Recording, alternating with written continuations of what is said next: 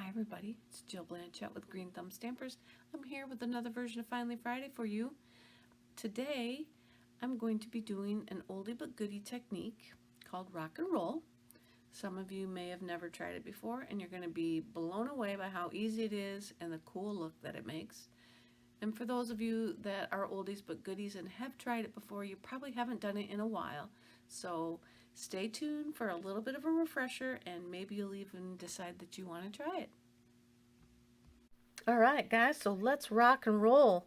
This technique is simple, fun, and it shows a really cool design of use of your stamps. So I'm using the Snowflake Wishes stamp set, and I'm going to use a couple of the different snowflakes out of it to give you an example of what this is like. So I've taken Highland Heather and Pacific Point ink colors for my first snowflake. And you want to start with the lightest color, which will be our Highland Heather. You don't want to start with your darker color, because if you have a really light ink pad, the dark will stain the light pad. So you always want to do lightest on darkest, because it would be easier to blend the colors back together. Let me flip that over. Blend the colors together if you do happen to get a little bit in the other color. So I'm going to put the Highland Heather down first, ink that up. Then I'm going to grab my Pacific Point, and what you want to do is just actually roll the stamp around in a circle on top of the darker ink. So you can get as much or as little as you want. I'm going to try and just sort of do the tips of it. I'm trying to tip it so that the shadow from the lights isn't on there. As you can see, I did get it on the block. That's going to be normal, so make sure you just kind of keep your cleaner nearby. Stamp it down. And then that's it. We got the edges of that snowflake are rock and rolled. We've you see the two different colors on it now, and I went partially up. Some of them have more, so it's very, it's unique. Each one is going to have its own design when it's done, because you're not going to be able to rock it and roll it the same each time. So now I'm going to grab the more solid of the two stamps, and I'm going to come back to my Highland Heather, and I'm going to show you another snowflake that I'll be using on my box, and I'm just going to do the same thing. I'm going to roll the stamp around in the ink,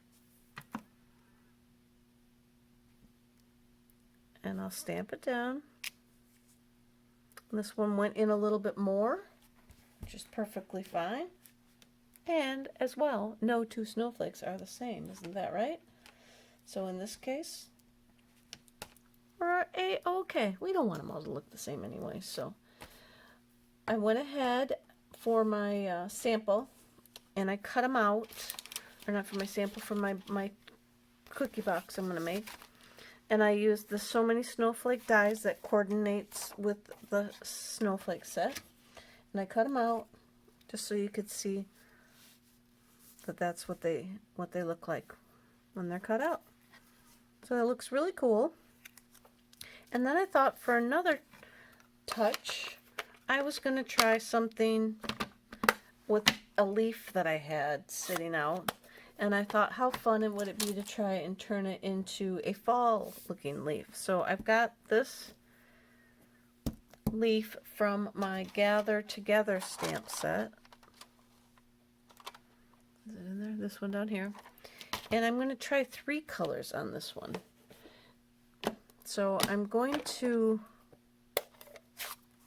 stamp with pumpkin pie first, and I'm just going to get it all over the whole leaf. That's my lightest color. Then I'm going to come through and lightly rock and roll it, and probably not even really rock and roll it. I'm just going to kind of dabble in some of the green in different areas. Now I'm going to come to some cherry cobbler, and I'm going to try and do the same thing. I'm just going to tap, tap, tap it around in a circle real light. I'm going to huff on it because I let it sit a little bit long.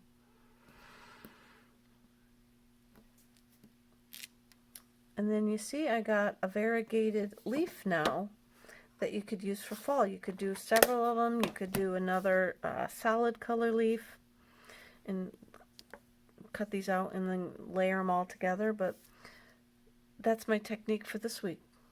Rock and roll. So again, you're going to put your stamp down in the lightest color first, and then you're going to solid that, and then you're going to roll the stamp around. And this works with anything, whether it's a solid image or an outline image, it will work. You just want to roll it around, and again, you're going to get your blocks dirty. See, I just rolled right here where you could see the red. I just rolled around the edge. So that's it, guys. Thanks for watching. Hi guys, I'm back. So how was that for a fun technique? Cool, right? Easy, simple, adds a lot of cool pizzazz to your card or whatever your project you're making. So that's it. I wanted to say thanks for watching, and I will be back again next Friday with another version of Finally Friday video series. And until then, enjoy your weekend and have an awesome week. I'll see you right back here next week. Bye.